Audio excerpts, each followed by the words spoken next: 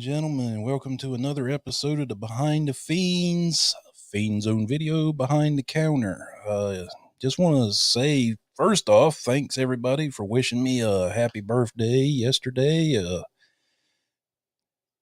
Felt a lot of love from y'all yesterday, and it meant a lot to my old 46-year-old heart. Today, though, is a really special day because I get to interview the director of the film Voorhees Night of the Beast, Mr. Jason Pitts. He also has many other film credits to include Masquerade, E, Alone, and an upcoming film, Lonely Echoes, which currently has an Indiegogo. Also joining us is Jonah Stone, who was also the producer on Alone. So without any further ado, let me bring in Jason Pitts and Jonah Stone. How you guys doing? Doing well. Good. Thank This you is for a having first us. for me. This is a first for me. I normally only have one guest. Feel so super privileged. So, Jason, you're from the South like me. Jonah, where are you from? I'm from Fort Smith, Arkansas, along with You Jason. Arkansas boy too. Yeah. Where are you from, John? I am from Carteret County, North Carolina, which is on the coast around the Outer Banks. I grew up in a community that's called Down East. That's just the name of all of it, but each community there's each like several different individual communities. So I'm from one called Davis. You blink, you missed it. Then you've got like Harker's Island, Otway, Straits, Cedar Island. Yeah, but we're all very tight knit from around there. I mean, we're proud of our little communities, but when it all is said and done, we're all just one big family. Yeah. One of them places that you can go to sleep at night where you used to. I don't know if you can anymore. I haven't lived there in about 13 years, but used to you could go to sleep and not even lock your doors. Yeah. Yeah. Those places are few and far in between these days. Mm-hmm. Well, Doomsday Crypt here. What's up, guys? Hey, what's up? Thank you for the birthday wish yesterday, guy. I don't know what you're talking about. I still don't lock my doors. Yeah. And happy belated birthday to you, John. Oh, thank you. And also thank you, too, for getting James on the show yesterday. Absolutely. I had a blast with James. Yeah. James is a great guy. He really made me look at myself and go, man, I really need to get in shape. This dude's 50 and built like a tank, and here I am all soft like a busted thing of Pillsbury biscuits. Man, I was shooting a scene with him one time, and it was an over the shoulder scene where you had to like shoot over his shoulder to the actress that was on the other side of him in front of him, and I just could not get around his shoulders. They're so freaking big and broad. I was like, good grief, James, you can take a day off in the gym, dude. So, Jason, to start with you, what really got you into film? Oh, just growing up in the 80s, watching horror films. Used to go to the drive-in theaters, watch double features in the back of my dad's Chevy pickup truck. Sleeping bags, popcorn, Skittles, whole 9 yards, and just all of the double features were always horror films like Texas Chainsaw, Friday the 13th, Nightmare on Elm Street. So just growing up watching those and just having those movies spark my imagination. And I was writing like little novels by the time I was like 7 or 8. They're terrible, but I still have some of them. Yeah, that was the beginning, and since then I just always wanted to be in film and to write these stories. How about you, Jonah? Yeah, I kind of got into film only within kind of the last few years. I've always been really into just storytelling in general, but I can't write a book to save a life, and I can't draw to make any cartoons or anything to make any stories. So film kind of just I kind of gravitated towards that more than anything, just always wanting to tell stories, as many as I can. So I just kind of found film, and eventually found a bunch of connections, Jason and a few others. And eventually that just kind of came into a little film community that I joined. And I realized that this is kind of the path and the life that I want to live, Always remember, an artist doesn't always have to be one that draws or writes. Yeah. That was told to me once. It's So true. don't sell yourself short. I'm an art school dropout. Proud art school dropout. And I turned out okay. I've wrote a bunch of comic book scripts and none of them ever went anywhere.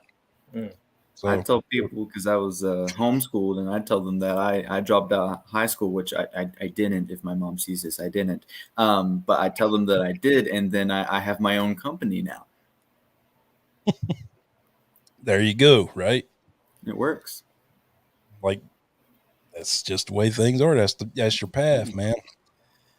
Jason, your first movie, if I did my research correctly, was Manji, and Manji actually went into Blockbuster Video, and you kind of got shafted on the contract deal, correct? Well, it wasn't just me. It was the actual production company got shafted as well.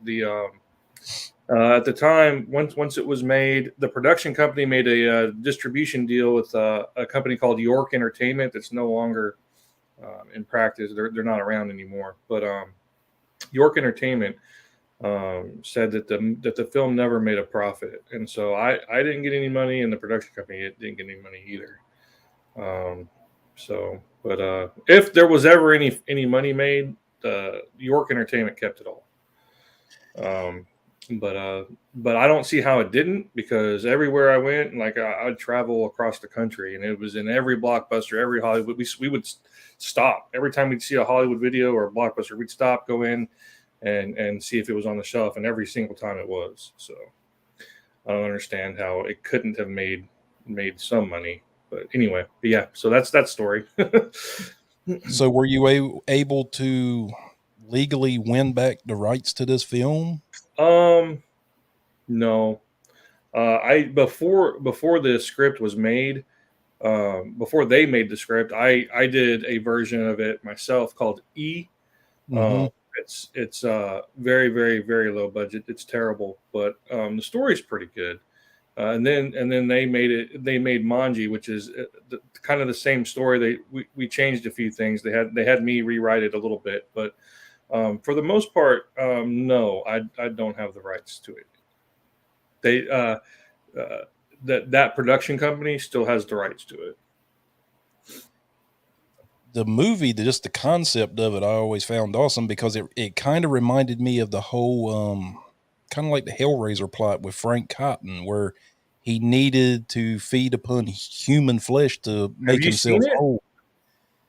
Maybe, but it was kind of all about, this girl's father dies and she wants to bring him back, so he comes back as a zombie, but he has to feed upon human flesh to become whole again. That's as far as I'm going, guys. If you want to watch it, you need to get up with Jason. You've seen it. That is awesome. Well, when I have guests, I have to try to do some research on them, so I don't look like a complete book. Where did you find it? I want to say you put that link out when you were on with Steve Merlo.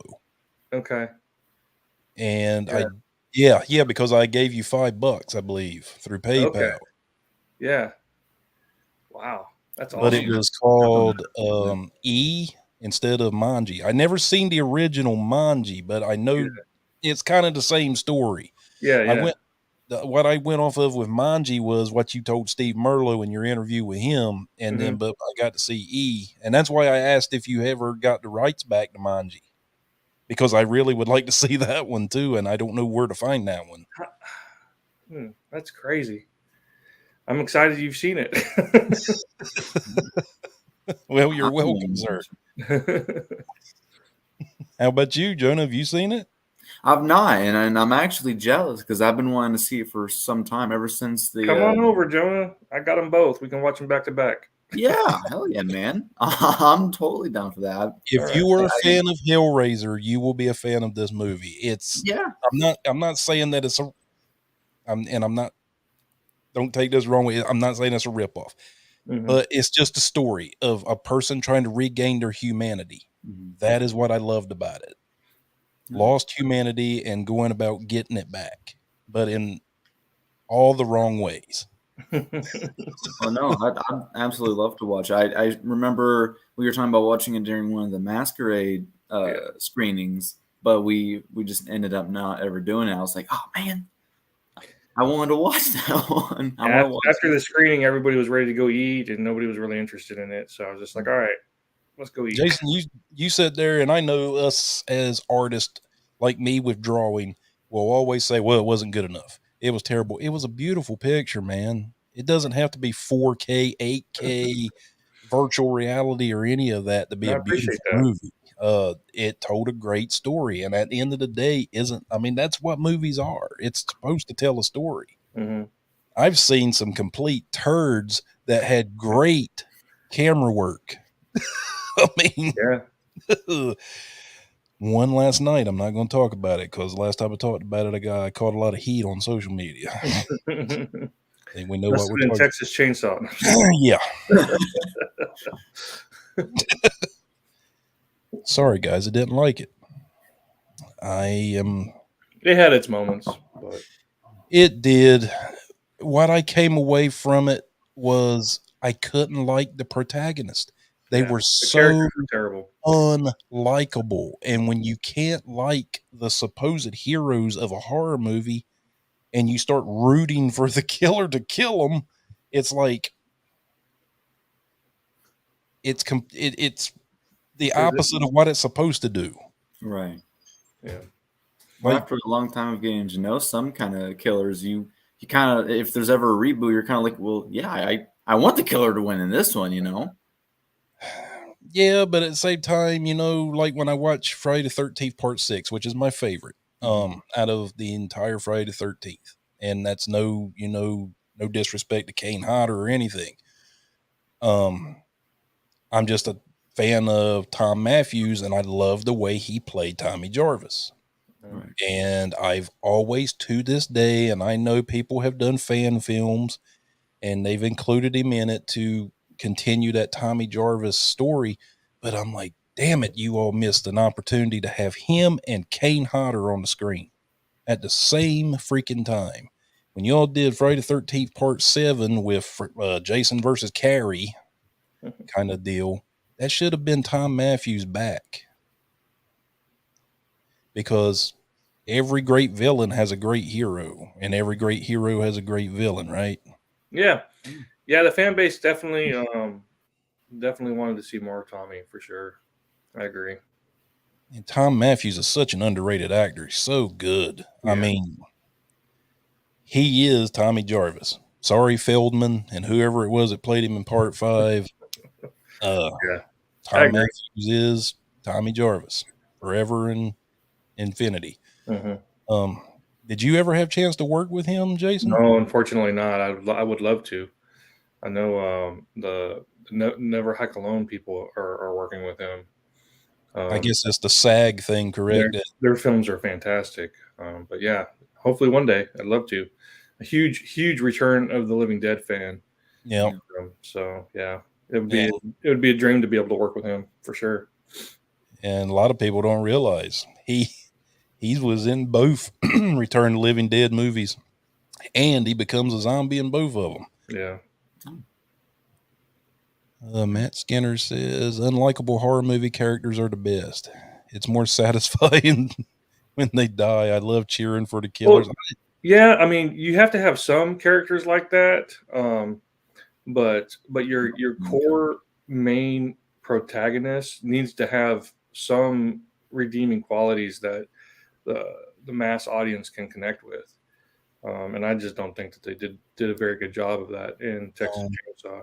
A great example is the Friday the 13th reboot. Man, they had some great characters in that. They had the big the guy with the boat. I mean, he was just an a hole. Everybody hated him, and it was just like rooting for him to die. But then you had Jared's character that was very, very likable and relatable. So, yeah.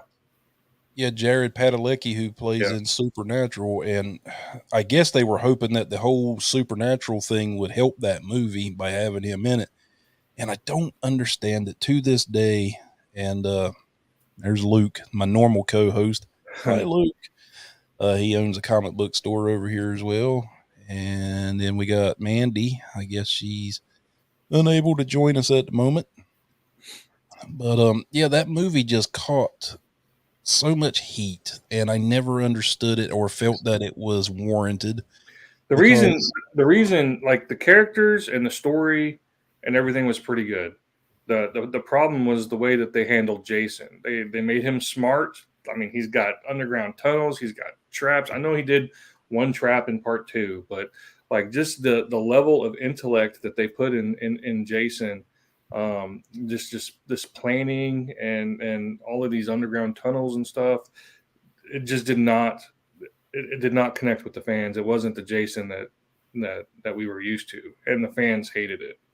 yeah, because Jason was more like he was in like part six. It would have been people would have loved it. yeah, because when you go back and you look at the origin of his character, I think he was the son of Pamela, but I think his father was a very abusive alcoholic, Uh-huh. and it caused. This is what I've heard from like interviews with Sean Cunningham. Um, that Jason was born with this syndrome that was caused from alcoholism that would cause a deformity in children.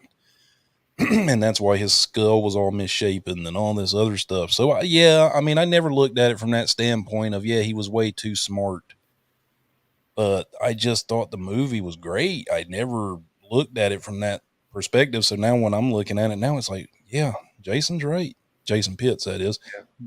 He was way too smart to be Way too digging tunnels and MacGyvering the whole I know, car. right? He's got like lights strung down these tunnels, and there's just trap doors in the middle of the woods, and it was just too much. It was way too much. But the actor they got to play him played him He was perfectly. great. Derek Mears was perfect. Yeah, Yeah, he was awesome. It's just the way that the character was written. It wasn't Jason. It was a wrong turn Yeah. hillbilly. Most times they don't even write those characters right. Right. Amy Lynn Woodall says Amy Lynn. Jason Pitts, aka the coach. She's on part of our film family. One of our team members. So hi, Amy. How about you, Jonah? What did you think of the 09? Did you like it? I have actually not seen it yet, but it doesn't sound great so far. If it's anything like Wrong Turn, not that I hate the Wrong Turn movies, but that's definitely not Jason. And I think there is definitely a problem where a lot of these killers, especially with reboot killers, they are kind of taking them and trying to, I guess what Jason is saying, make them smarter and make them more clever instead of kind of sticking to their same ways. That leads me to a very interesting question, and I'm going to ask this of both of you, especially you, Jason, being a film director. Is it safe to say that, in a sense, big film studios are slowly killing horror, like the horror genre, with the way that they are portraying these characters? Because, I mean, when you look at it, you look at Leatherface, 70 years old, Michael Myers in his 60s. And is it, I don't know. It just feels like it to me, like they're slowly trying to kill it by doing something that just makes no sense. Yeah, I mean, they're just trying to. The studios are approaching it from a business standpoint, and they're just trying to make money. And that's one of the problems with the studio. These franchises being carried on by studios. The independent scene, like we are making these movies out of love of the stories and the characters. So yeah, there's some truth to that, I think. And they want to they try to create these films with what's popular like now, and in doing that, they change the essence of what made the films popular in the first place. So that's my take on it. But I think you're right. Like when I look at Texas Chainsaw Massacre, this new one, after watching it last night, and it wasn't completely terrible. I'm not going to say that. I'm not going to say that it's totally unwatchable. But what took me out of it was those characters being so god awfully unlikable, and the fact of it was a complete and blatant ripoff of this new Halloween franchise that Blumhouse is doing. Mhm. Completely. Even right down to the whole Laurie Strode, Mhm. super Sarah Connor Terminator final girl with this older actress playing Sally Hardesty, coming back to kill Leatherface. Mhm. And it was like, man, if you couldn't have made plagiarism any more blatant, you did it right there. I mean, and that to me was like, you could have taken this instead of setting it in current day, you could have put it in the 80s and had Sally Hardesty, a younger Sally Hardesty, return to face off against him at the old residence and all that. And it would have made more sense than, senior citizen battle royal. Yeah. Yeah. I agree. They like all of the films in between the first one and this one is like they didn't exist. Um, and they just, yeah, you're right. It's like the Laurie Strode thing that they did with Halloween. They even had some very similar shots, like when Michael kills the fireman and like lifts him up, and Leatherface does the same thing with the chainsaw with the fire in the background and everything. Exact same shots. So yeah, you're completely right. Part of me, because I kept up with it so much that movie was doomed. It went through directors, and more directors. The studio that was originally going to put it out, it lost it, and then it got picked up by Netflix. They had to do reshoots, and I'm almost like, did they just do the reshoots to match what Halloween did just to get the film done so they could get it out to Netflix? Possibly. But when I look at that movie, I just got done binge watching Chucky, this new Chucky series on Sci-Fi, and I was Absolutely fantastic. completely blown away. I was like, this is great. It And is. I'm not the biggest Child's Play fan, but I was like, this is so refreshing and so great, and the essence of what Child's Play is supposed to be. But then again, we have to look at the person that created it, from Don Mancini, Yep. is in charge of the whole thing. Yep. Right. He is the beginning and the end. So,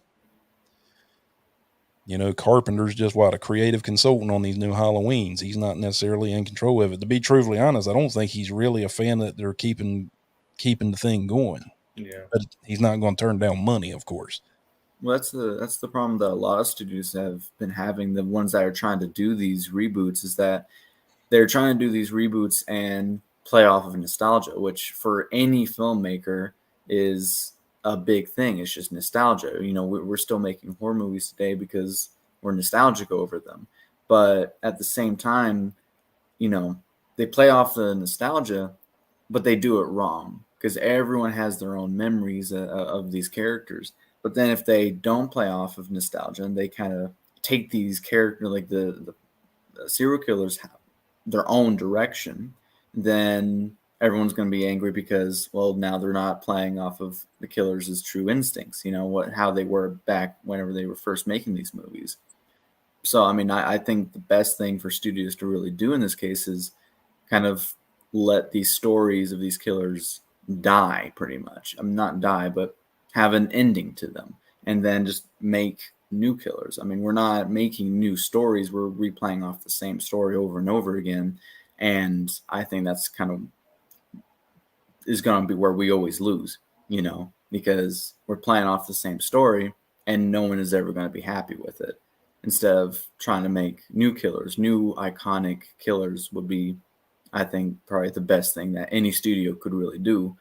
But they don't see that. They see money, I guess. They see that You make a new Texas Chainsaw, a new Friday the 13th, new Scream, whatever it may be, they're going to see that that's going to make a bunch of money. And so why make a new killer that may not be, as popular in the beginning, and make someone that has already been made that people are going to be nostalgic with? It's a great point, but it's just not in the mindset of studios because they play it safe. They back what has already been successful, and so like the reboots and stuff like that, they in their mind it's like it's already been successful, so it's kind of a safe bet.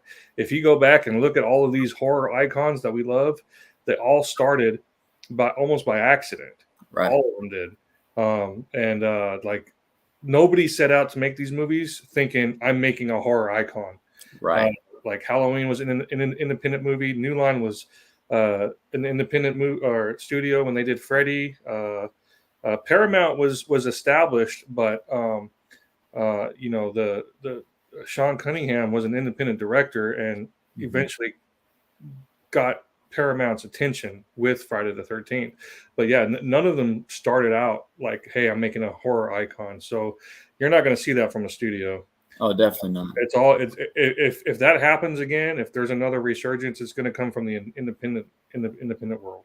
Right. Yeah, because when you go back and look at the history of Sean Cunningham, he had a hell of a time even finding money for that movie because he was tainted from the fact that, little known fact about Sean S. Cunningham, he worked in the porn industry before doing Friday the 13th. He was making softcore porn like you would have seen back on Cinemax back in the day with Cinemax After Dark. I mean, just stuff like that. But that's why, he did that movie, and Betsy Palmer was like, hell no, I'm not doing this. The only reason she signed on to do that movie is because her car broke down and she needed the funds to repair her car. That's true.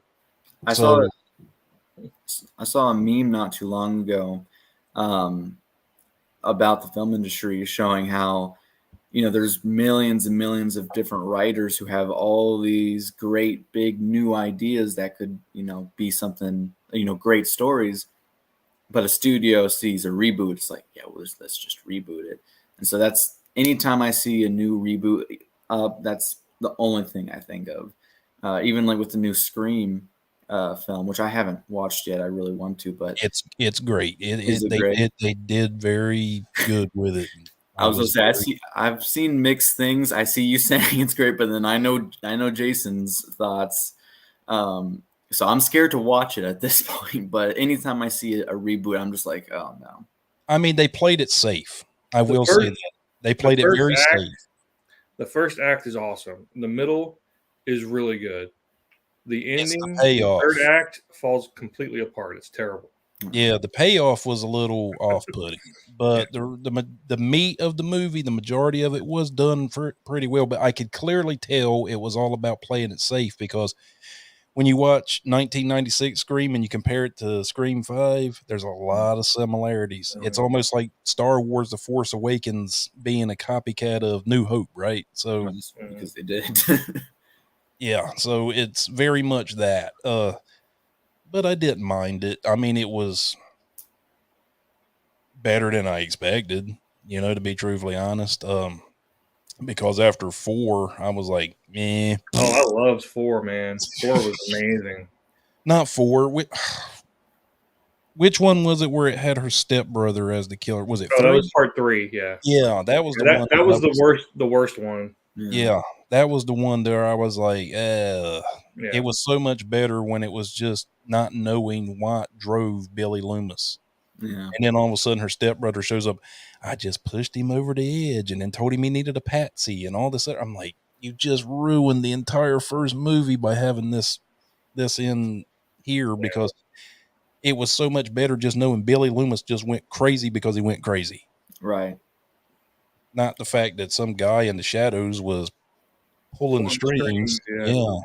Well, that's something I've noticed a lot with these serial killer movies, actually, is that whenever you have explanation as to why these killers are becoming killers, it kind of like, I feel like a lot of people kind of don't like that, because I know I saw someone whenever, I think it was Michael Myers is who they were talking about.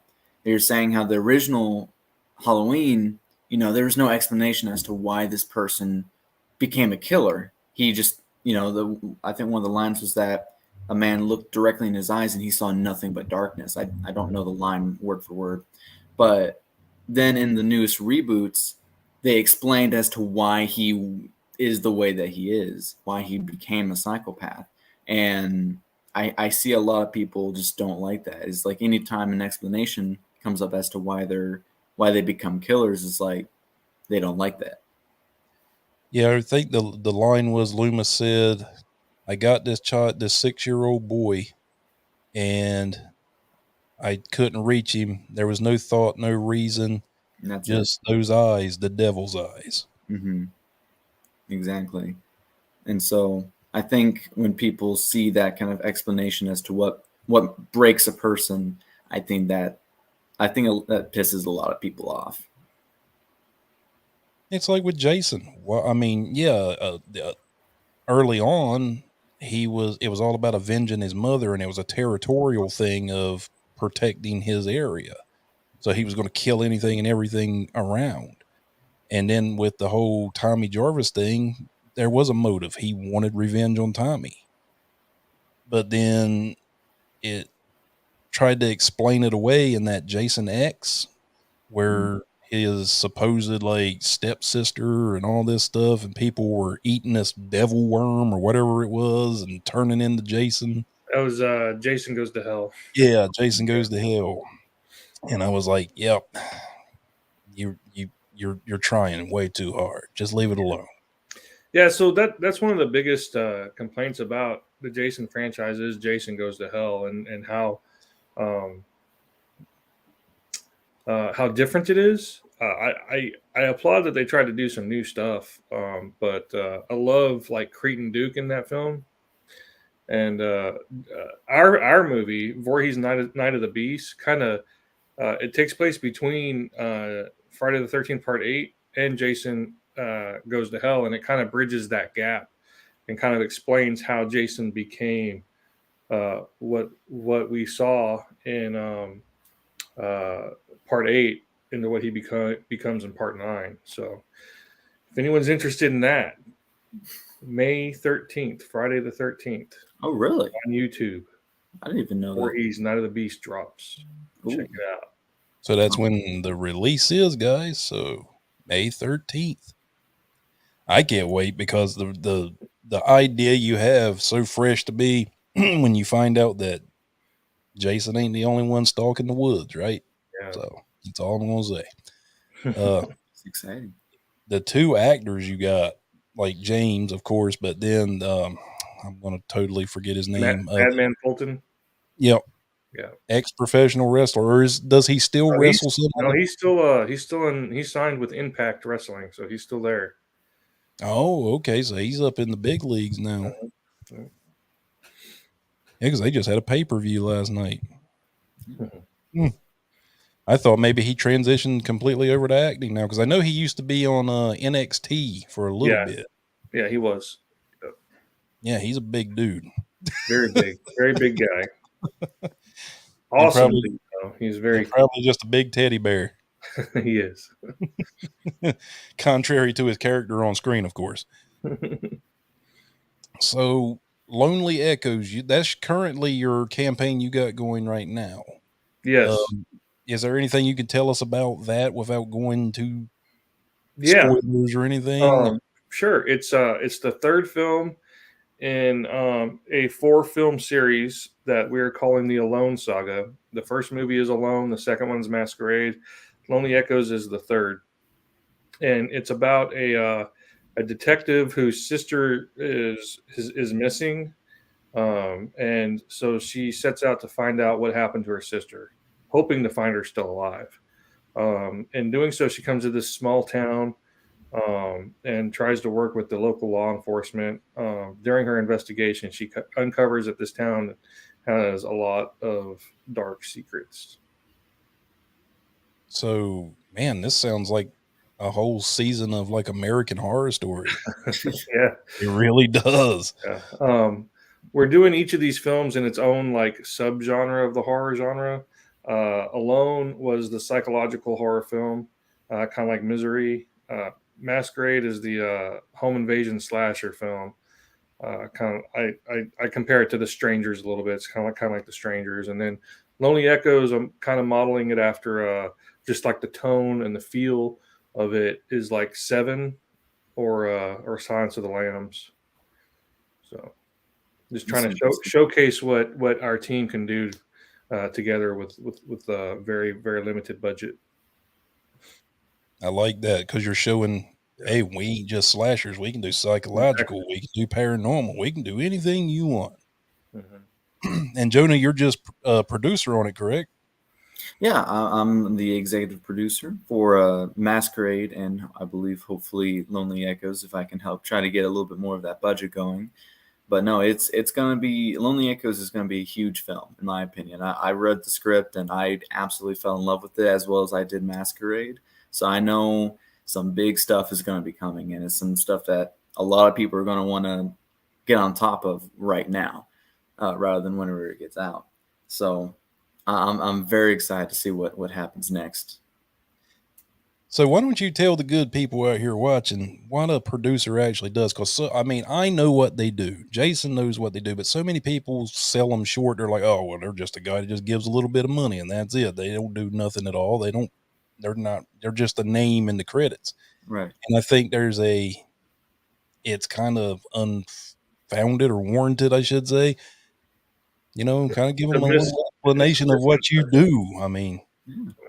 Well, yeah, absolutely. So, I mean, we do try to get the funds for the film. I'm trying many different ways. I'm trying to get funds for Lonely Echoes, but we do a bunch of things. We can try to look for locations, actors, do just as big of a massive outreach as we can for the film and to the kind of creative control over the film. So we do a lot of stuff. A lot of the time, producers do kind of stay in the background. I do try to kind of let myself be known a little bit more than most producers.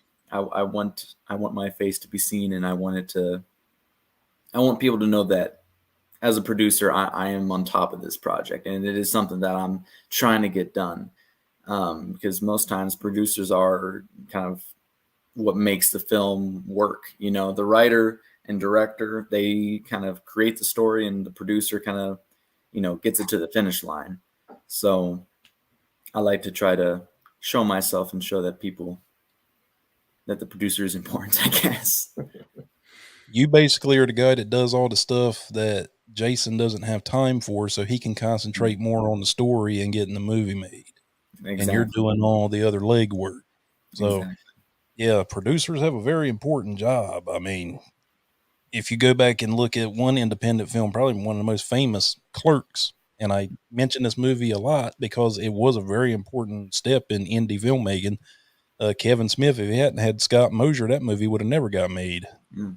So, Well, because he I was, expect Lonely Echoes to definitely be similar in the sense that it's going to be huge for the independent film industry. I know at least definitely in our area, it's going to be a huge stepping stone in what gets independent film in the Northwest Arkansas area, as well as I just think independent film in general.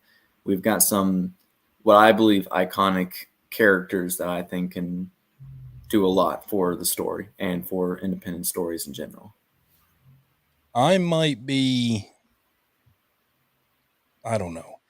It's like I'm looking out at the horizon, but part of me feels like I see this resurgence Mm-hmm. that we once had in the 80s of all these independent horror films. And when I look at Indiegogo and Kickstarter, and when I go on IMDb and all this, it's almost like I'm starting to see that resurgence in indie horror again. Mm-hmm. It's like a wave that's just slowly cresting right now.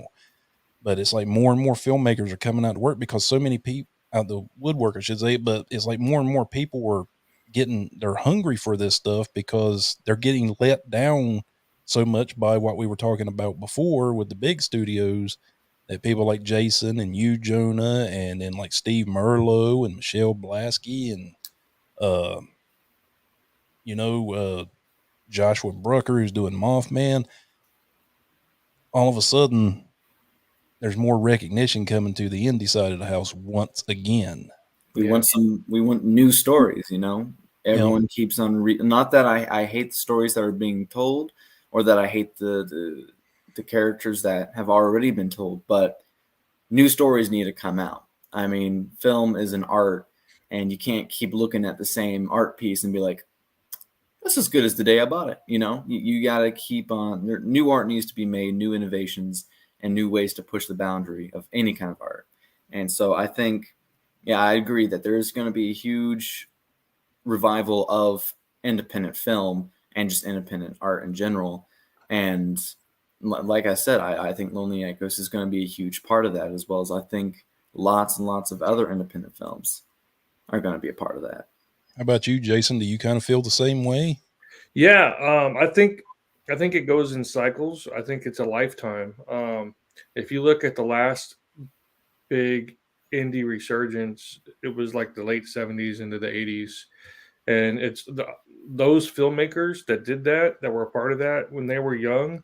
They were watching, uh, like in the late '30s and '40s. They were watching Dracula and Frankenstein and Hammer horror and Creature of the Black Lagoon. They were watching those things, and then when they became adults and had the means to create these films, that's what they did, and they created that boom in the late '70s and the '80s, and the same thing is happening now. Like, we all grew up watching those films that they did, and so it's just a lifetime cycle, and yeah, I agree 100%.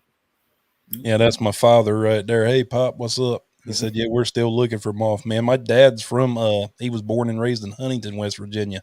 Oh wow. Mm. And Mothman started in Point Pleasant, West Virginia. So he was like, yeah, we're still looking for him. Good luck finding them. Let me know if you find them. Yeah. Thanks for joining us, Pop. Love you. Well, one thing I can say is that there's some big things coming. So, I mean, anyone who wants to support the industry and support other filmmakers, right now is the best time to get on top of it. Right now is the best time to get into film if you're thinking about film. There's millions and millions of different writers and filmmakers and creators who need a ton of support. I know we definitely do as well. Yeah. And so, trying to expect support coming to you without giving out more support to other filmmakers, that's never going to work. You know, we all have to be part of this community, and we got to kind of keep that strength going if we ever want new iconic characters, killers, or anything it may be, iconic stories to come back to life. You know, we got to stop these constant reboots and make something new. Yeah, that's kind of why when I first, this whole podcast was an accident from COVID. Me and Luke were just sitting around and said, hey, we talk about crazy crap all the time. Let's just record it. And then it slowly, I saw it as a tool I could use because I love indie film. I feel like indie film is the backbone to the film industry. And it's that little hidden gem that nobody really looks at or pays attention to, or they think it's campy or corny. But some of your greatest directors and greatest minds in the film industry came from this side of the house, and especially from the horror genre. Peter Jackson, for example, best known for Lord of the Rings, but guess what he was known for in New Zealand? Horror movies. Mm-hmm. Very gory horror movies, but horror movies. And that's, I slowly started using this. I said, you know what? I've got this platform. I'm going to give it to indie filmmakers, indie musicians, anybody that's indie that's trying to get something off the ground to come on and tell everybody what they're making. And I've been proud to do it. And then I've also contributed to films and kind of got into the producer game myself. I just made Fiendish Fantasy Productions, LLC. Don't have any films going yet, but I got a short film. I talked to James yesterday about it. I said, hey, I might need a wolf, man. It'd be a good one. Yeah. But it's just like I said, I can see this resurgence coming again. And if you're any kind of artist that loves film, right now is the time to strike. Yeah, and Because like, you may think that you have to be good with cameras or Mhm. or something like that, but film needs all kinds of artists, like all of them. storyboarding, special effects, writers, photographers, any type of artist film can use. Designers, art designers, fashion. So yeah, definitely. If you're an artist of any kind, film can use you. The Definitely. one that you had make the mask and the prosthetic mask for James for Voorhees, Hmm. that's amazing, dude. Yeah, her name is Selah Tempest, and she is amazing. You're absolutely correct. That was I was like looking at it, I was like, dude, that is Kane Hodder from part 7. And And she's working on Lonely Echoes with us. So yeah, and that's where these special effects artists get discovered at, is in the indies. mhm, And look at the amazing work she's doing on a limited budget.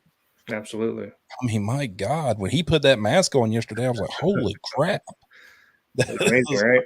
Yeah, I was like, you just put that little bit of black makeup around his eyes and Mhm. boom, you're ready to rock. Yep. And that hockey mask was specially made to be a post part 8.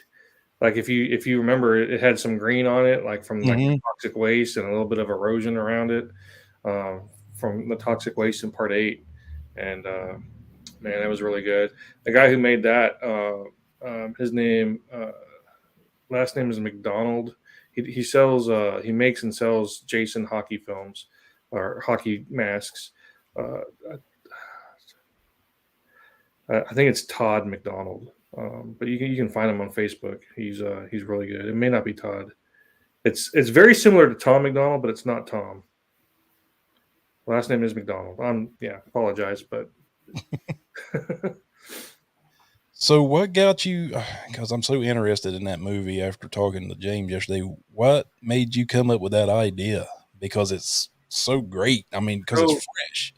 So I've always wanted to do a Jason film, and when I decided that I was actually going to do it, I made a post on one of Arkansas's filmmaking Facebook pages, and I said, "Hey, I want to do this Jason fan film. Would anybody like to help me?" And one of the people that replied and messaged me, his name is Jason Mansfield, and Jason, we got to talking, and I had known him for a while before we started talking about this particular project. But one of the things that he is really into is folklore stuff. He produces shows for like the Discovery Channel and stuff like that about local folklore stories, um, like Bigfoot, UFOs, and just all kinds of stuff. And I was just going through his Facebook page one day, and he just has all this Bigfoot stuff, and it just hit me. Like I was like, so why don't we do Jason versus Bigfoot? They're both in the woods. It would be very easy, not to shoot, but just the concept of bringing them together because they're both in the woods just makes sense. And it's something that I haven't seen anybody do yet with these fan films. So we just went with it, and I think it turned out really well. Yeah, because you got two territorial Yeah, monsters in the woods fighting for who's the alpha, basically. And that's what I loved sort about of. You have to see the movie, but it. they fight over something. My question is since there's been a Mothman film, independent film coming out, Jason and Mothman, just saying that's just Maybe.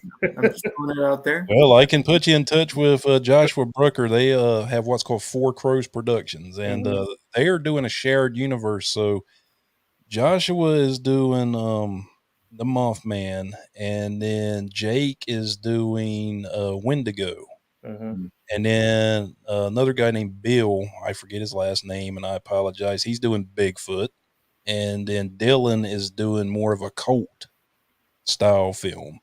And it's all going to be a shared universe, so it's going to be like a Justice League from Hell type thing. So, That's pretty cool. but you could definitely pitch it to him. You know, Jason versus the Mothman. That Yeah, would be cool. Jason just something that you can do. wanders from New Jersey down to Point Pleasant, West Virginia. say, hey, Josh, if you watch this, Jonah's got an idea for you. So, they're all you super horror fun. fans out there, we've been talking about creating new iconic horror characters. If you're interested in that, I highly recommend you go watch Alone Mm-hmm. and Masquerade, because I feel like we made some pretty good ones. We have some great stories that have already been made and that are coming for sure. And to the same thing to any other independent filmmakers, independent horror filmmakers, be sure to check out our Indiegogo for Lonely Echoes. And hell, if you have any way that I personally can support your films, message me on Facebook, because I am all for supporting other filmmakers, as well as if they support me, that's great as well. Um, like I was saying before, I mean, for independent film to work out, we got to be a community. We gotta work together.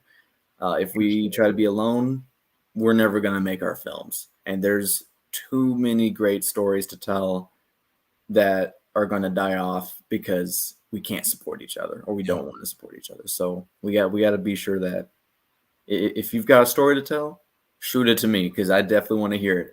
And I know we definitely have a story. So make sure to check out the Indiegogo. There's a lot of new stuff, big stuff coming. Yeah, I just posted 4 new perks today. 3 of them are the masks from Masquerade up for grabs, and then one of the fourth one is kind of borrowed an idea from the Mothman. You can get your face on a missing poster. So, And if any of y'all want to watch any of Jason's films, you can reach him on Facebook, and he'll give you a digital link through PayPal or any of that. And I think you also have like physical copies available too, correct? I do actually. Alone, you can go on YouTube right now and watch Alone. It's free and available. You can just go to YouTube, type in Jason Pitts Alone. I do have Masquerade DVDs available for $10, an extra 3 for shipping, so like 13.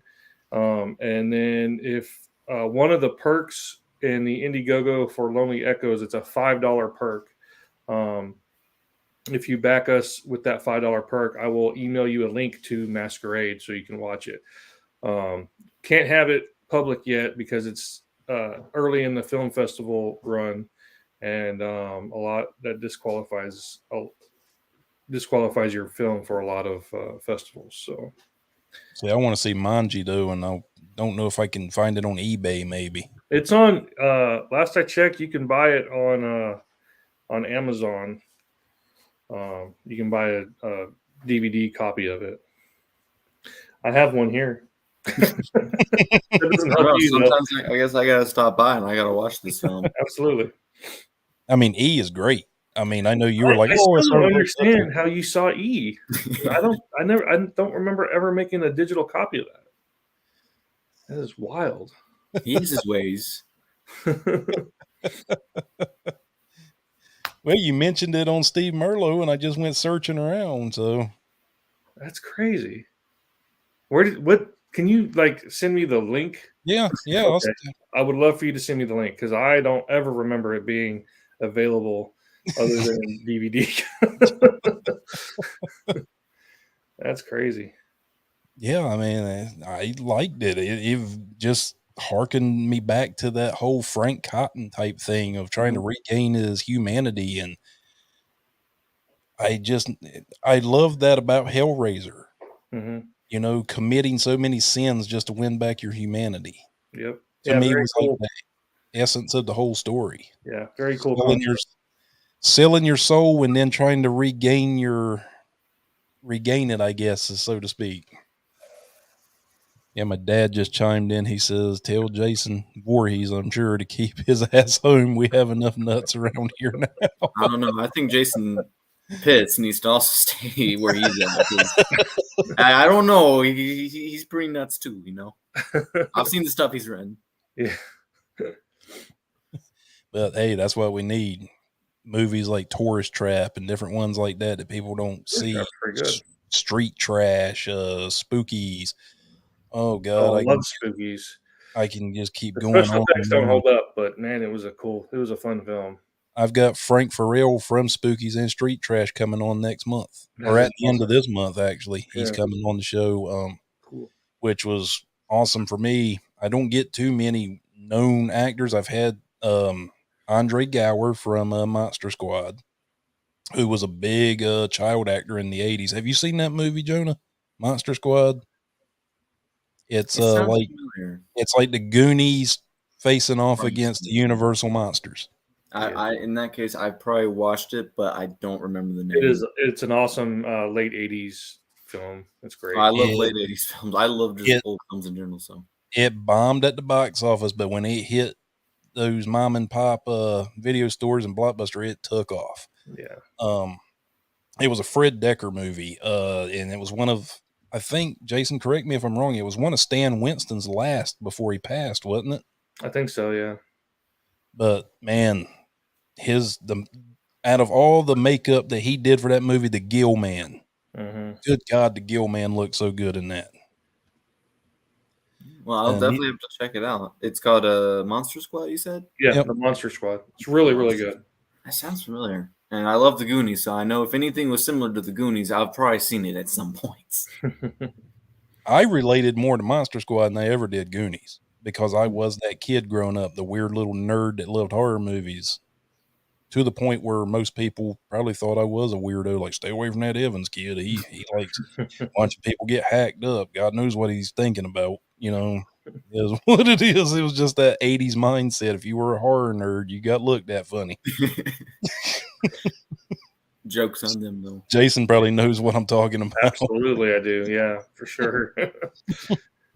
Just like being a comic nerd. Totally acceptable today, but buddy, Yeah, back in the back 80s, then, no. you got bullied.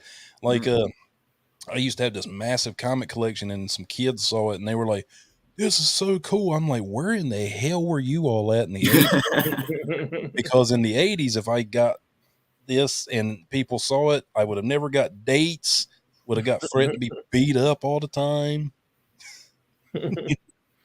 Mandy says So, she's we're hoppy. really we were invited to come to the Days of the Dead Horror Film Festival in Atlanta next week. That's our next big thing that we're doing. Masquerade was accepted to that festival, and so we're heading down there Thursday. Really, really excited about it. They're screening it 6 p.m. Friday night, and we were nominated for Best Story. So wish us luck. That particular film festival is one of the biggest in the South on the East Coast, correct? Yes, it's huge. Yeah, because Atlanta's kind of became the Hollywood of the South. It has, yeah. And I have a small little theory that places like Fort Smith and just Northwest Arkansas are going to be the next Atlanta. You know, Hopefully, we've got a lot of big stuff coming, a lot Fort of great stuff. Fort Smith, you all got some ghost stories around there, don't you? we do. Yeah, I was actually I can't remember what season or episode, but Ghost Adventures came and they did they did an episode on Fort Chaffee here in Fort Smith, and I worked with them as a PA, and I'm actually in that episode playing a guard, and my feet, like the guard hangs himself, and you see my feet like in the shot, like twitching, and yeah, that was a lot of fun. How is Zach and them guys? I always heard they're really cool. Yeah, they were pretty cool. I didn't really get to work with them too much. I worked more with the camera crew. They did take us out to eat one day downtown Fort Smith. But yeah, they were pretty cool. It was a long time ago. I think it was like, Yeah, it's over a decade when they did that episode. yeah, I think That it was might back have when been around 2011. Back when they first started out. Yeah. I've had interactions with Aaron Goodwin, who is like the main cameraman. He's kind of the one to get scared of everything and runs Yeah, away. The interaction I've had with him, super sweet dude. So they have the cameras that they have, and then they have another camera crew as well that you never see. And I was working with them, and a lot of their reactions and stuff are not genuine. Well, But it makes for good television. it does make for good television, yes. But I do think sometimes Zach goes poking the bear a little too much with certain things, like because I'm not a skeptic when it comes to ghosts and stuff, but I've had personal experiences in my life where I've had things happen that I couldn't explain. I've had Iron City Paranormal on here a few times, and we've talked about it. And I don't expect everybody to be a believer, but I don't know. When you get knocks on your door in the middle of the night and you answer it and there's nobody there, and at the time I was living out in the middle of the woods in a house, and none of my friends would have been brave enough to come through them woods to knock on my door that late at night. Do the squirrels out there know how to knock? I maybe, but I run around the house and go back in, and then the knock comes at the other door. Was it and then Mothman? Well, we had a lot of bears. Well, I hate to say it, but I do believe I have to hop off here. It's been a good pleasure meeting you.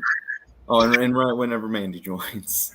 Yeah, Well, I hate when to Mandy say it, joins, but they're getting I ready to do get up. believe I have to hop off here. It's been a good. But Thank you for coming on with me, Jonah. I appreciate it, man. Absolutely, anytime, and I hope you all have a wonderful rest of your day. Hey, Jonah, if you got a Facebook or something, look me up on there, man, and send me a friend request, or I'll look you up. For sure, It's here awesome in talking just to a you. few moments, you should be in a friend request from me. All right. Anytime you want to come back on, man, just let me know. I'll have you back on. I'm sure we'll talk about that soon. All right, buddy. Talk to you later. Later. See you later. All right, Mandy, I've been asking all the questions. Now your latest, your turn. So I have something that I want to say Sunday to you, Mandy. I watched your guys' show with James yesterday, and I love your backdrop behind you. Thank you. Shining carpet is awesome. Thank you. Yeah, Mandy's pretty awesome. She's my pretty face for on here. So everybody don't have to look at my ugly mug. I got a little dizzy before I stood up. I got dizzy and I fell over, and I was like, "Oh no, this is not good." So, but I'm here now. I'm glad you're here. I'm probably dying, but I'm here. Okay, so I heard you guys going over a lot of things, especially like with your upcoming movie and everything like that, and I'm excited to actually watch your the Friday the 13th, the Night of the Beast movie. That's going to be just amazing, and basically, but I did hear you guys talking about the Texas Chainsaw Massacre film, the new one, the one that Netflix just put up and everything. And I'm sorry, guys, I really enjoyed it, especially with all the gore and everything. I thought they did an excellent job with that. It's like it's not the best storyline, no. I know they had a lot of complications, but Netflix is kind of like basically like a made-for-TV type situation, and I think for what they had, I think they did pretty well. Yeah, the special effects were awesome. They're phenomenal. Yeah, phenomenal. You can't knock those. Mhm. I think where it loses points is some of the characters and the story. They were just so damn unlikable. I was just waiting for them to all just die. It was like, kill them already. Kill. What I didn't like is they didn't explain the one girl's backstory too much. It's like they only showed you like glimpse of what happened to her with like the high school situation. Obviously, there was like a school shooter and everything like that, but it's like they should have been able to show like a little bit more to what exactly is causing her trauma and everything, and what's making her want to survive this. They just didn't dig into that deep enough, They didn't go over that well. But I yeah, agree. If you're going to have something like that in your film, you really should just really dive into it a lot more. To have it like just barely scratch the surface, yeah, I agree with you. There was a lot of potential there that they missed out on. Yes, because obviously she was the final girl, but they didn't do anything that made you want to root for her or anything. Like it's like you're not sure why she survived it or anything. It's like they could have done a little bit more. It's like they didn't have to cover like a huge portion of the movie with that girl's backstory, but they need to give a little bit more. I want to make a correction and apologize to you, Jason. It was Manji I watched and not E. I am totally sorry. No, that's completely fine. So I make a correction, guys. That makes a lot more sense. So it was the latter I didn't watch. E. Sorry about that. I completely apologize. I also heard the other guy had never seen Monster Squad. Yeah. Like, Jonah. what is up with that? He's young. He's My children are young. My children are young, and we have that movie, and they've watched it a million times. I'm sorry. He's gonna. You should fire him now for that.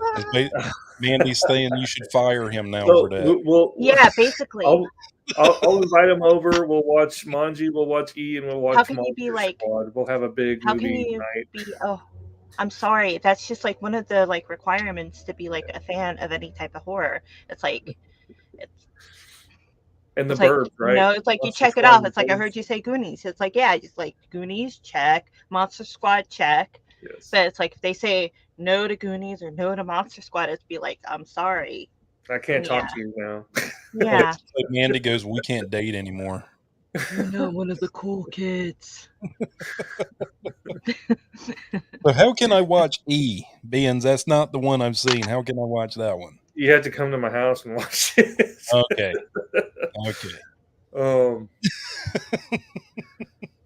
I guess I could rip it and take a video file off of the DVD.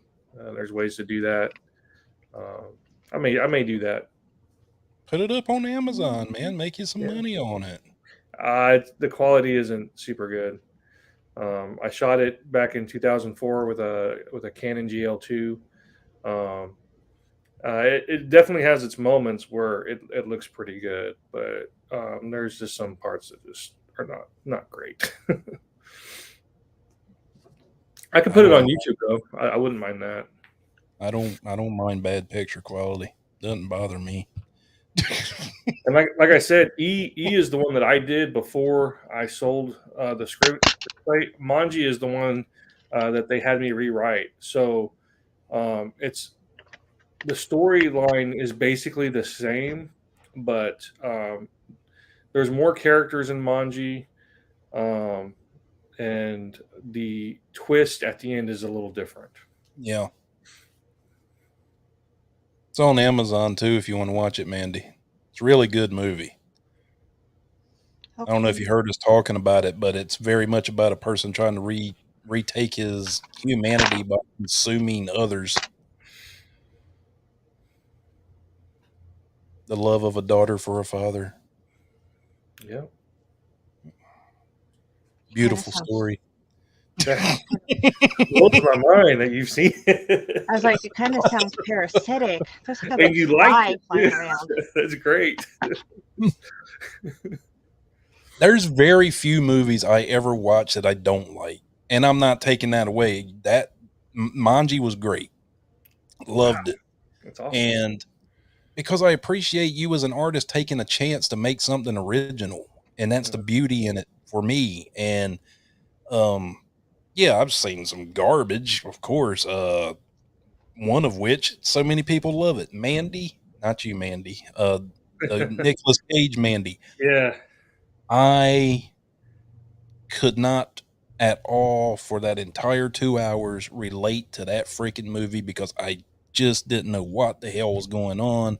All I knew was, it was like Iggy Pop kidnaps his wife and kills her, and it was like, okay.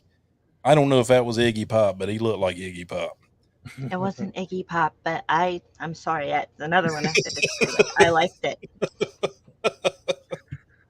I did like Willy's Wonderland. I thought that was... and the concept of that was so brilliant. Yeah. Nicolas Cage didn't speak a line of dialogue in the whole movie. Mm-hmm. And are you trying to say that's why it was good? No, I like Nicolas Cage. He's one of my favorite actors. Sure? Because I'm starting to think that you don't. No, I like him. It's just saying it right here, right now. John does not like Nicolas Cage. There we go. Hey, you listen here, Miss Cantone. Every actor lays a turd from time to time. Called new issues. Like, I mean, even John Carpenter, my favorite director ever, I'm not a big fan of Prince of Darkness. Some people What? are, but I'm I not. know. It's like you know what, This is John? done. This is awkward. Yeah, exactly. It's like, I don't bye, hate John. it, but it's not in my top 5 of. Dude, the Okay, Prince of me and you are Darkness going to go is into another freaking live stream right amazing. now. We're going to leave John alone, or I can just boot him out. Okay, should have. Sorry.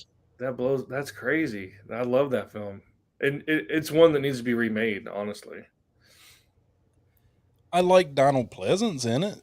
I don't know. I just didn't get into it. Maybe I need to go back and rewatch it.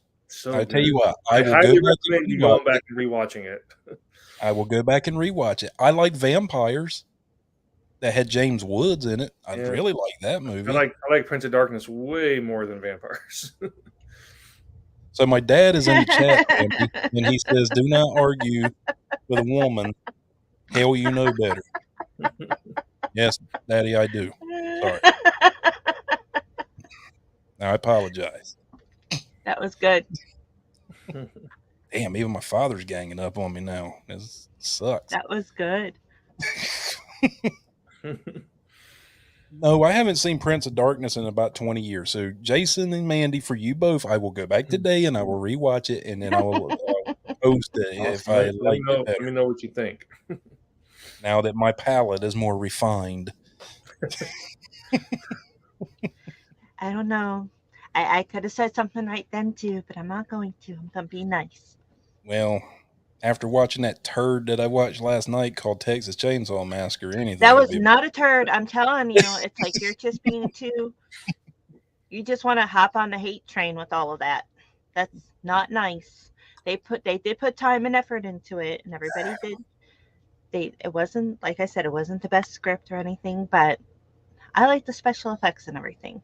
I think the kills were pretty cool. And Emmy, she lost count, like on the bus. She was counting all the kills. She goes, they're up to 5. And then all of a sudden he gets on the bus, and then she's like, has her fingers up, and she's just like, forget it. And then the very end, she's like, forget it. Then the very end, it's like, it took her by surprise. I like the post-credit scene. I really like that. Yeah, that was really cool. That was cool. Yeah, that was, but the very last part, like before the post-credit scene, that made Emmy cry. Mm-hmm. So this was my problem, Mandy. Girl, I was like, I don't think anybody liked that girl, but it's okay. This was my problem, and I don't know if you heard me say it when me and Jason talked earlier. It was a blatant ripoff of the Halloween movie. I heard you. Complete blatant ripoff. Well, that's how Hollywood works, though. They see something that works, so they jump on it, and they want to do it too. And usually it starts trending, and then everybody does it. It's like the TikTok videos with the little thingy-majiggy bobs. It's like, who can do it best? It's lazy. No, it's marketing. Lazy. Jason is lazy, isn't it? It's people that aren't people that aren't too, When you got Jason out here making an original movie with very little budget and working his ass off, and then you got this other dude over here with an unlimited signs. That's with how an it works. unlimited budget and can do whatever he wants, and he does a plagiarism of something that came out in 2018. Come on now. He saw dollar signs. It's like, it'd work. You do it with Texas Chainsaw Massacre. I do love post-credit scenes. So when you get around to watching Alone and Masquerade, make sure you watch. Oh, you got some of those Avenger post-credit scenes. Yeah, I do. I'm a sucker for them. I got where I look for them in movies now because I enjoy them. Yeah. Well, I was so disappointed with Scream 5, that they didn't have one. We sat there and we waited. It's like waiting, and then nothing. And I'm like, and then I looked it up on the phone. I was like, definitely nothing. I was like, this is wrong. I don't know who directed that one. They greenlit Part 6 pretty fast. Yeah, because that Part 5 made a ton of money on that first weekend. It did. And it's like Mandy said, them dollar signs. That's all they care. Probably going to Hopefully bring there'll be more Kirby Skeet. back in part 6, hopefully. Do you think they ought to? I don't know. Me personally, if they end the franchise, I think Sydney ought to finally become Ghostface. Like she gets driven to that. Yeah. That would be No, really I hard. don't see That'd that. be really hard to do and have it make sense and not feel like it was done just to do it. Yeah, I get you. Yeah. She Matthew just Lillard was always my favorite in it. I was always hoping maybe he would have come back from the dead, but it's kind of hard to come back when you got a Well, television on your face. he may come back in part 6. He said in interviews that Wes is like always imagined that he would eventually come back and that he didn't die with the TV on his head. And if you look in part 5, when they're looking online about Stab, there's a little YouTube thing that there's an interview with Kirby from part 4 in that shot, and then below that it's somebody speculating that Stu Macher's still alive. So they've put Easter eggs in part 5 to set that up.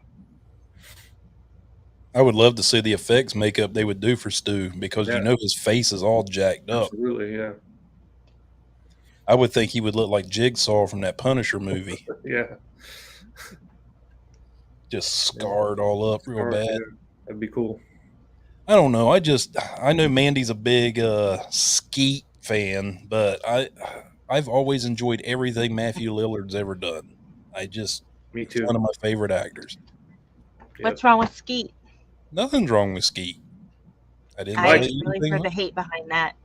Man, I know Mandy's a big Skeet fan. No, that didn't sound nice.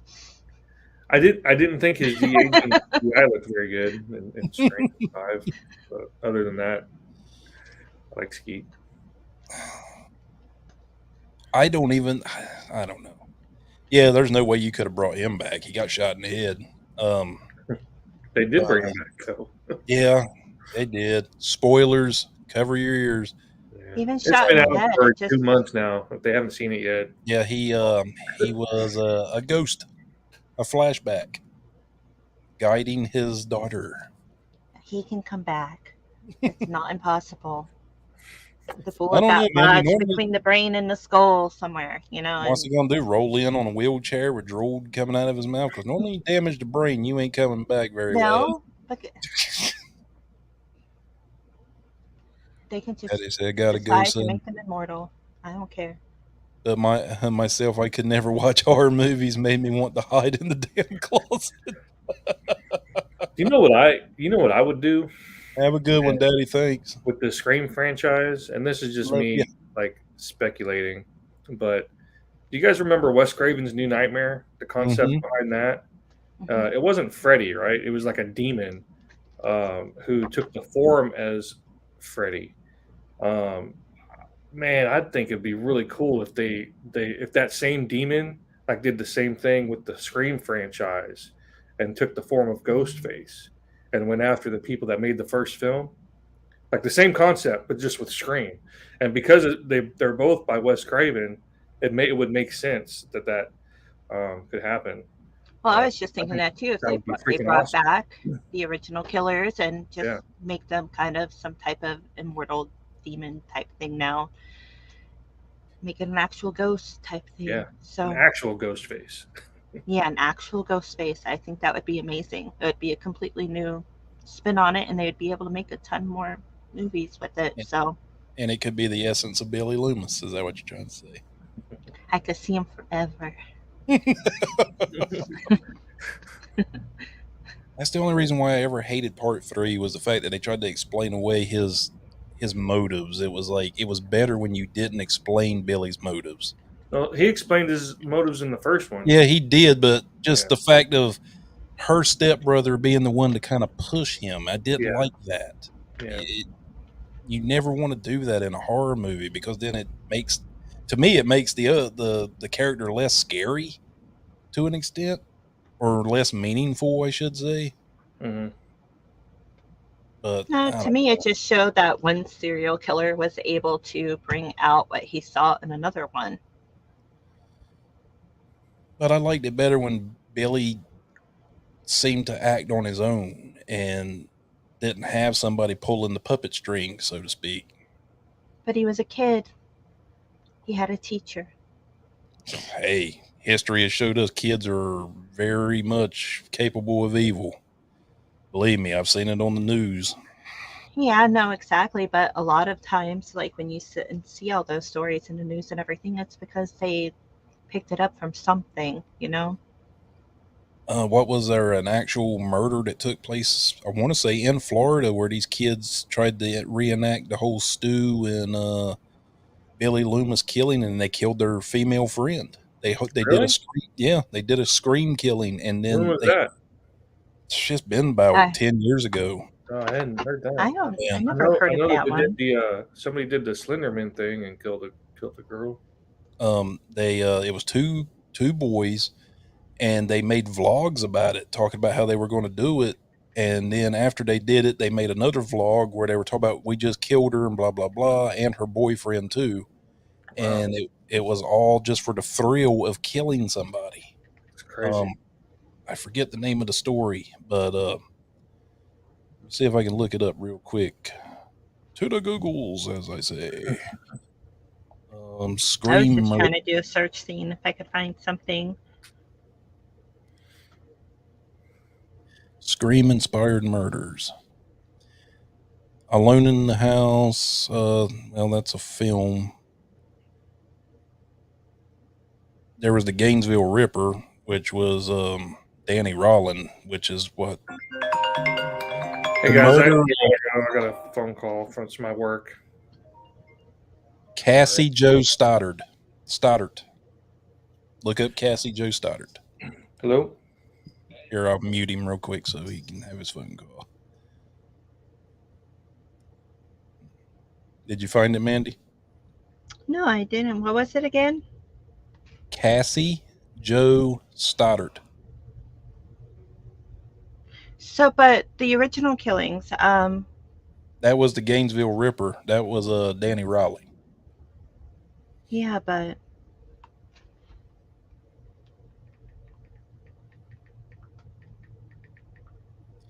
The two that killed Cassie was Brian Lee Draper and Tori Michael Adamick or whatever. Both are still in I prison. didn't know that's okay. I feel so stupid. I didn't know that Scream was based on that killer because I remember when he finally got caught, it was because he had done something because it was in Gainesville, Florida, near the campus and everything. Because I'm only like an hour and a half away from there. And I So, remember them putting up all the stories and everything about that killer and stuff like that, and how they finally caught him because he messed up.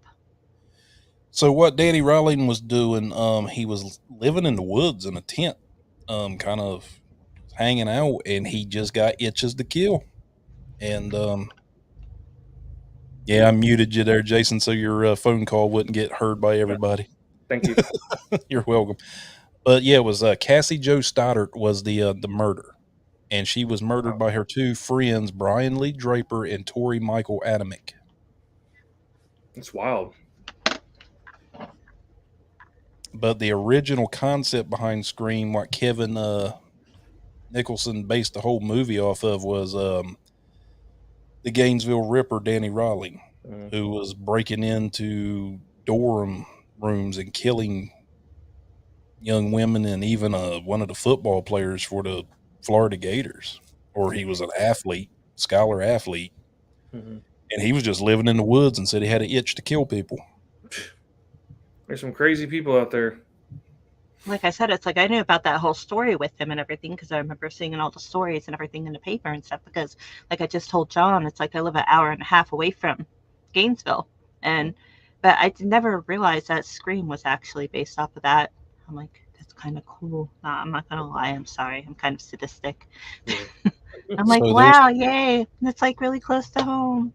so the Cassie Joe Stoddard murder took place on September 22nd, 2006, and both boys used hunting knives fashioned after those used by Billy Loomis and Stu. Wow. What was their location? Uh, Idaho, Pocatello, Idaho. And they made vlogs prior to it, explaining their motives and the fact that that was one of their best friends. And then they made another vlog after the fact. And they did it all for fame. I'm And so horrible. You're saying all of this, and all I keep thinking is potato, potato, potato, because you said because of Idaho. Idaho. My brain completely just went.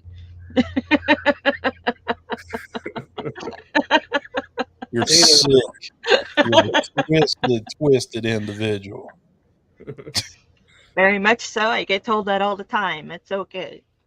I love me for me. That's all that matters. God. Stabbing her well over 20 times. Jesus Christ.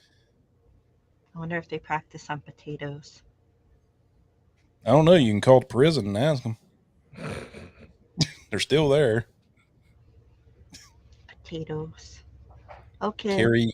Carrie Yates says hi from very windy United Kingdom. Hey, Carrie. Very- Hello, Carrie. Her power is dodgy. Yeah, it's amazing. I mean, it's like Texas Chainsaw Massacre and Psychos, all based off of like Ed Gein and all that yeah. crap. And Look, another awesome name for a movie. I know Buffalo Bill.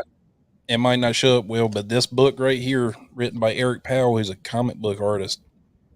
Did you hear what Ed Gein done? Awesome book. Yeah, I know. Yeah, it's crazy. And Buffalo Bill and Silence of the Lambs also kind of based off of Ed Gein. Yeah, there was some other killer besides Ed Gein that they did the whole Texas Chainsaw Massacre off of too. I think it was some dude down in San Antonio that was like hacking people up and eating them or something crazy. If I remember correctly, I do know that, you know, he based it off of Ed Gein, but also too, he was Christmas shopping and was so upset about the amount of people in the store that he was standing next to the hardware section, Toby Hooper, that is, and he just saw chainsaws hanging there and was just thinking about, I wonder what it would be like just to chainsaw all these people to get out of the way. Carve a path. And henceforth Leatherface was born. Yeah. That's funny. But it is amazing. I mean, it's so sad and amazing that some people were just so sick that they take these wonderful movies and they just act on what they see. And thinking that they're going to become some big star from it. I'm sorry. I mean, you're not going to become rich and famous from murdering people. No. Then it says both boys ended up turning on each other in interrogation here later on. Of course they did. Yep. So I'm pretty sure they're no longer friends. God, it even went up to the Supreme Court. Jesus, God have mercy. Well, you guys have any more questions? No. How much longer does your Indiegogo have? 41 days. So you just relaunched it recently? No, I set it up for 60 days. Okay, gotcha.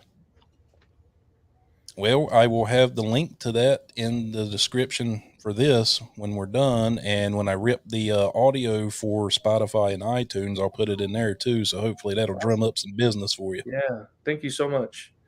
And guys, go watch Manji on Amazon. So is it available to stream on Amazon? Is that where you saw it? Let's look.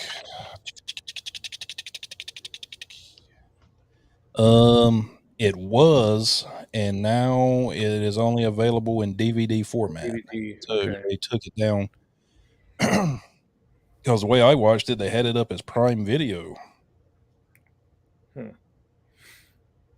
But here it is. Somebody wrote, destined to be a classic and campy zombie horror movies.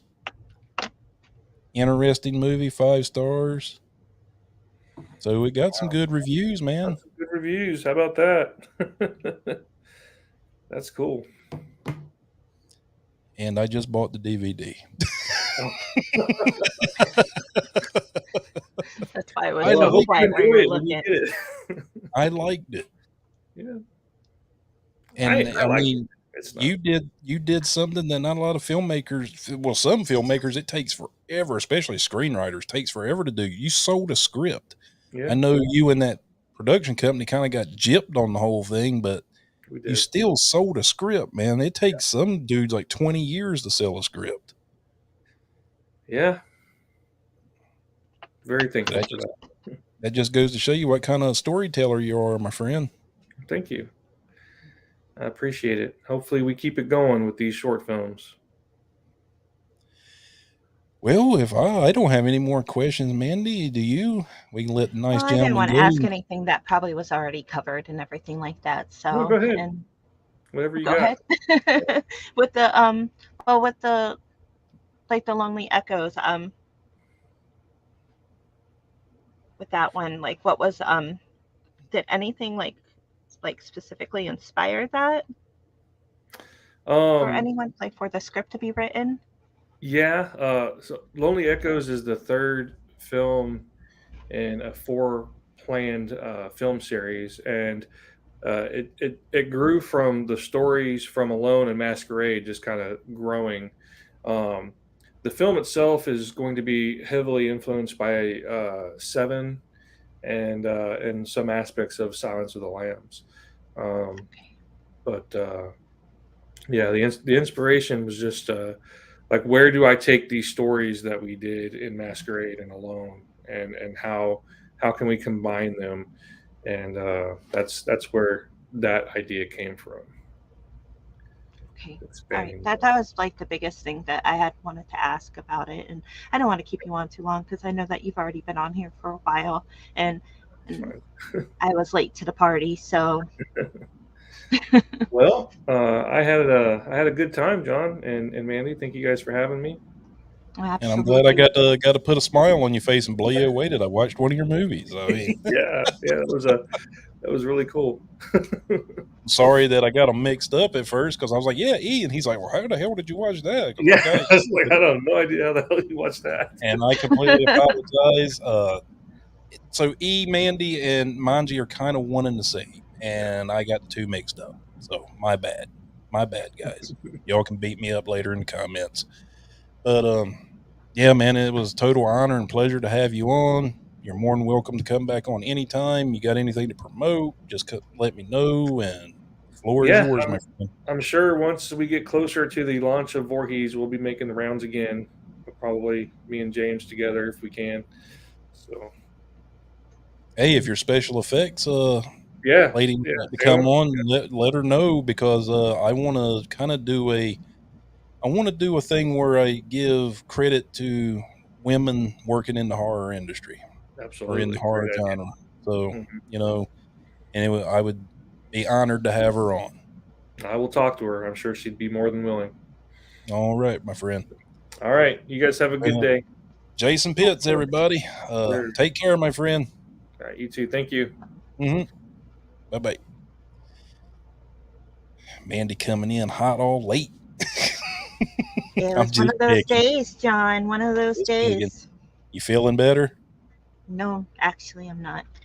I don't even look it. You can tell. I'm like holding my medicine in my hand and stuff. I'm like have everything near me. Yeah. For guys, most times when we say goodbye, we're normally not done. Like yesterday, I held Mandy for like another hour just talking, taking pills, going, "You son of a bitch, I'm hurting. Just let me go." But this is different medication. I think this is like a new one. I think this is what's making me dizzy. But yeah, that's trying to No, get my health back in, like, you know, in order, get back like to doing things. But it just seems like it's trial and error at this point. So, but yeah, it's like I got so dizzy, and it's like when you like sit there and fall over because the room is spinning, it's not a good thing. So I was like, I was gonna come on, but I was like, no, I'm gonna go take a cold shower and see if that helps me because I have no idea why a cold shower would, but I felt refreshed. yeah, I take cold showers from time to time. And Carrie says my lights keep flickering. It's like a horror movie. I hope you all are making out okay. I know you Is all it got just some bad weather there. is it They had just a wind, storm. like windy, or is No, it a storm, like a big bad storm? uh, England can get some pretty bad storms. I don't think they ever. I'm It's asking funny. her if it's storming right now. I have never heard of them ever getting a hurricane. Now they get some bad snowstorms and stuff there. I've landed there before in a bad snowstorm. It was rough. I have never seen that much snow. I There in don't know if Germany. it's because of my hearing or if it's just your accent, but it sounded like you said Harry King. Hurricane. Hurricane. You're like, stop it, man. Rocks me like a hurricane. You're like, I never heard of them getting hurricanes. Well, I'm Southern, damn it. We had a weekend of storms, but have you Yeah. had any hurricanes, Carrie? Any Yeah, hurricanes? you ever had any of those mullet blows We that get lots of hurricanes here in Florida. yeah, we do. That's what we call trailer rockers.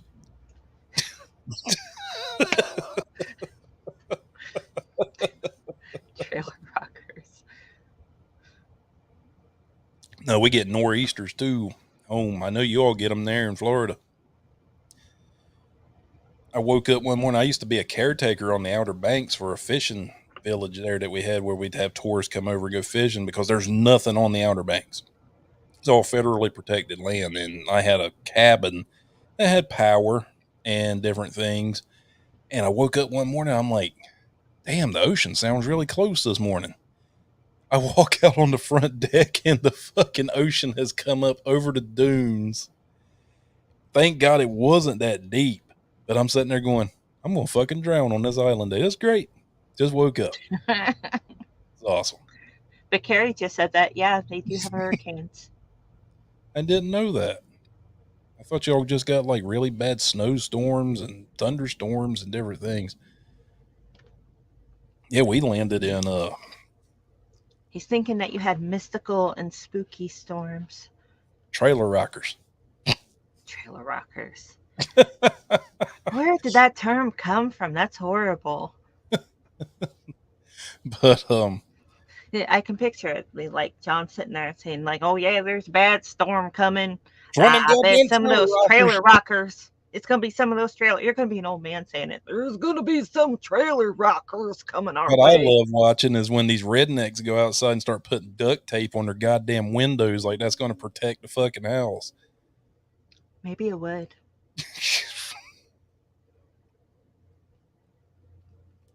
It's like I'm gonna Maybe. sit there. I'm gonna wrap up the whole house in duct tape now. I'm gonna see if that will protect it. The whole house. Just I wonder Duct how tape. many rolls of duct tape you would need to do a whole house. Oh, Jesus If God. anybody's done that for like the Guinness Book of World Records, please let us know. In the comments below. Like, share, subscribe.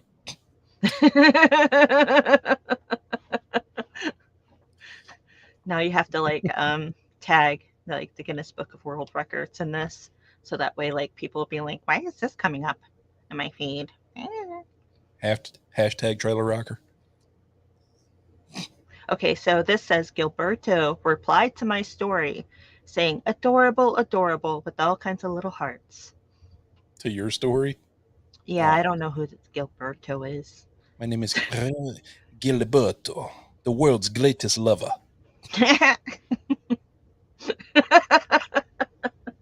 No.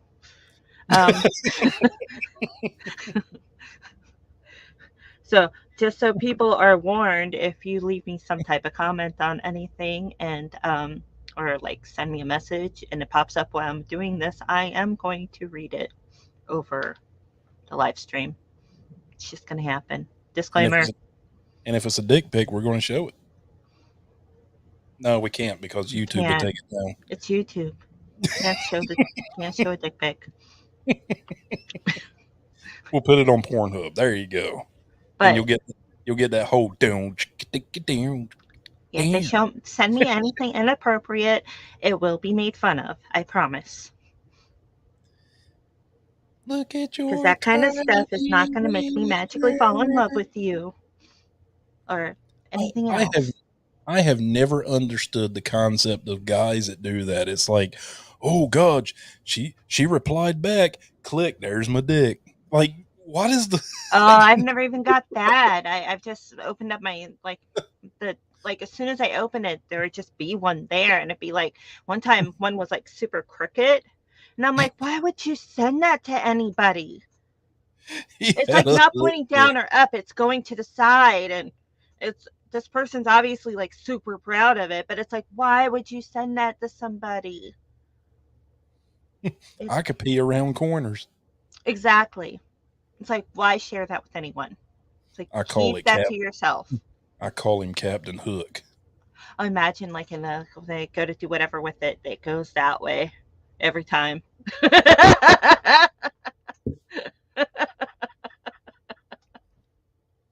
Oh crap!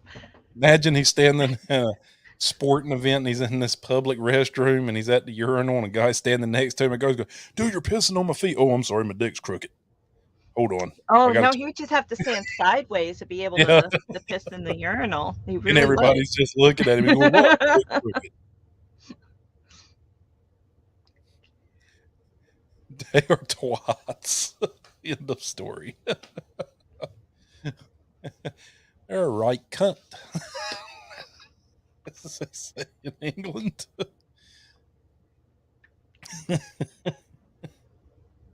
Yeah, that shit, It's like man. I've It been never getting made it. some creepy messages. I was like pulling up to see if there's anything new, but they just keep wanting to. Here, I don't know. What is this saying? I was trying to see if there was anything good. These guys are just so crazy. Some of them, they'll send me messages, and if I don't respond, they go on to my things and start leaving comments about that. Nah, you're not that pretty. Nah, They'll go, notice me. But it's Notice like me, they're sitting there. The first message they send, they're like, "Hi, beautiful," and then all of a sudden, it's because you don't respond. They're like, "Yeah, meh, you're not that great." Meh, meh, meh. Like, you didn't think I was that great. You wouldn't have tried to message me in the first place. You get upset because somebody who does not have time to speak to you won't speak to you. I'm trying to see, there was something weird here. Oh, Carrie had a good one right here. What? I name dropped, shamed once, and sent a message to their mom when I had Oh, that that's type of awesome. pictures. That's great, Carrie. I like that. Be like, is this the Hopefully, best their that you mom can? beat them with a broom. Why would you be doing this and sending this to young ladies? I thought I raised you better. I can see it. Like smacking them with the broom really bad. How dare I was you?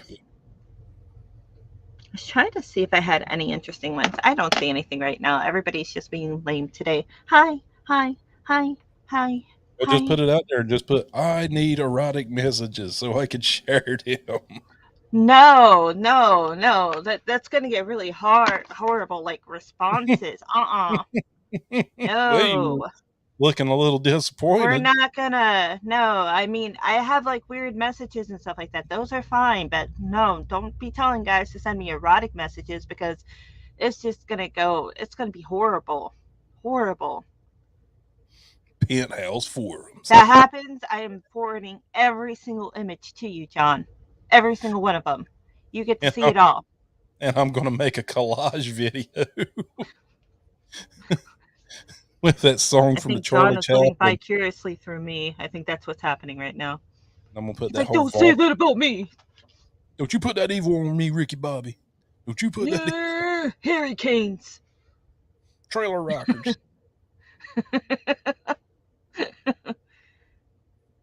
Totally going to make a t-shirt that says trailer rocker. You will too. I know you will. Yeah, I will. Every time you say you're going to make a shirt, you do. Yep. I used to have a hashtag Swayze one.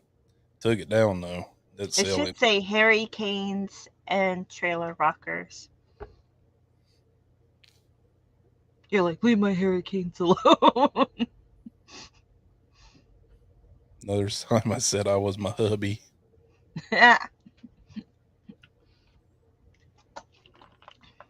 One time I asked, like, if a guy wanted a picture of my dick. It's funny how they don't respond and they just delete you. Goddamn transgender. It's like, they might have liked it. They should have just stuck around.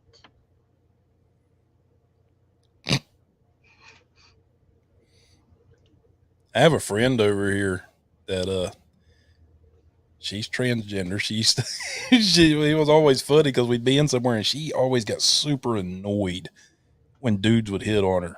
So she would make, because her voice naturally wasn't deep, but she would make her voice deep. It would totally fuck them up. And just the look upon their face would just have me dying. She'd be like, yeah, so we're going to change numbers. They'd be like, never. And they would just get that shame walk and just turn around and go. But it's, I'm I happy don't for know. her, dude.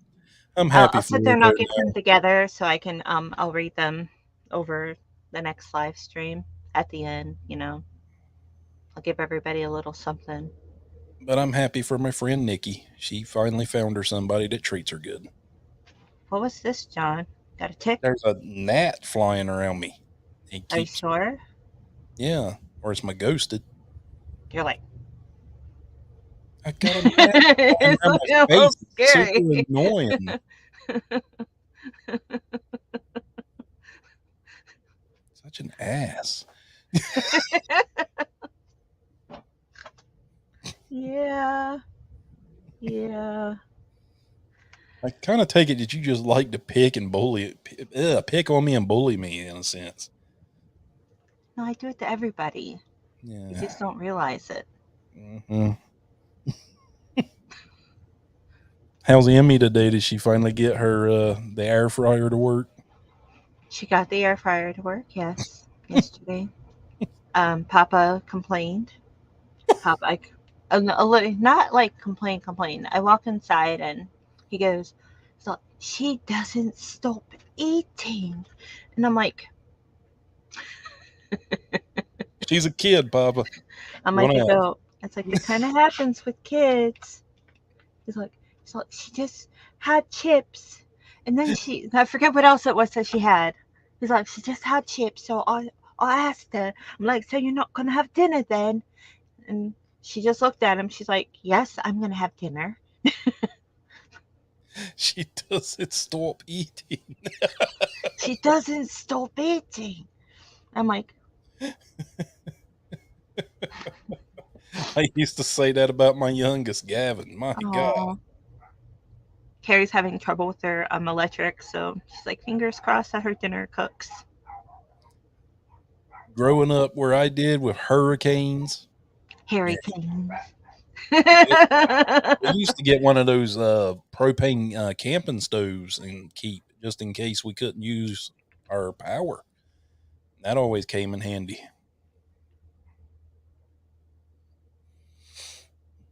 Just food for thought with your old buddy John. I have a gas grill, so. Now, it's kind of hard to go outside with a gas grill when you got 6 feet of water around your house because we lived right on the ocean. I'm not talking about you. I'm talking about my situation, and obviously I'm doing okay. Your dogs are with my gas grill, and well, we didn't have one, not here, but in my other house, had the gas grill in the woods. Start cooking stuff, and all the animals come around. hollow leg syndrome, we call it when the kids say I'm hungry. Yeah, she really didn't stop eating yesterday, though. She really didn't. But had she not been eating because she was sick, so it was kind of like catching up for lost time. There she is, the star. Hello? Oh, I'm on a thing right now. Who is it? A surprise visitor. My oldest brother came to visit. Well, we can shut it down. It's cool. Okay, yeah. Well, guys, Gonna let Mandy go visit her brother, and we're out of here. I got to go buy a new microphone this morning, so one of those little clip-on ones for my phone when I do those videos, make my audio better. So yeah, everybody, thanks for joining us, and thanks to Jason and Jonah for coming on today. And if you missed the live stream, we'll have plenty more, and this will be up on YouTube. So like, share, Hi, subscribe. Carrie. Yeah, I Oh, totally interrupted John saying like, share, and subscribe. thumbs up. You can thumbs down, but I don't see it because it doesn't count anymore. Yeah. Thank you, Carrie, for coming on today, and thanks to my dad. My dad got to join us today. That was super awesome. It's good to know that my dad's proud of our podcast. He listens. He listens to every episode. He was even like last night. He goes, "Who's that pretty blonde lady you got on there now?" I said, "That's Mandy." He goes, Oh, "Oh, that's why he she's." came on. Yeah, he's like, "Well, she's easy on the eyes." I was like, "Well, thanks. I thought you just watched Not for when I me." like look like a dead rat out of the shower. That's my hair when it's wet and not done. But I didn't feel good today. I'm sorry. It was just one of those days where I'm like, take me as I am. Yeah, way I am right now. This is pretty much what I slept in last night. I thought you were just trying to put a cool shirt on to compete with me. Like, Oh, damn it, my shirt's gonna be better than Mandy's today, and everybody's gonna notice it. I thought you had on I thought you had a Bathory shirt on there for a minute. A what shirt? A Bathory. They're a black metal band, but they use that same font to write their name. No, it's just I don't even know what it says right now. I don't know what it says. It's not a band shirt. It's just a shirt I bought from Killstar. Well, guys, I'm going to let Mandy go visit with the brother. I'm going to go do some shopping and then probably come home and do nothing. Well, no, I got to do laundry. Super exciting. I'm singing potato, potato, potato, potato, potato. Stabby, stabby. Potato killers. Rock you like a hurricane. Trailer rocker. Anyway, we'll see y'all later. This is John. That's the beautiful Mandy Cantone. And we'll see you on another episode of Behind the Fiends. Uh-oh.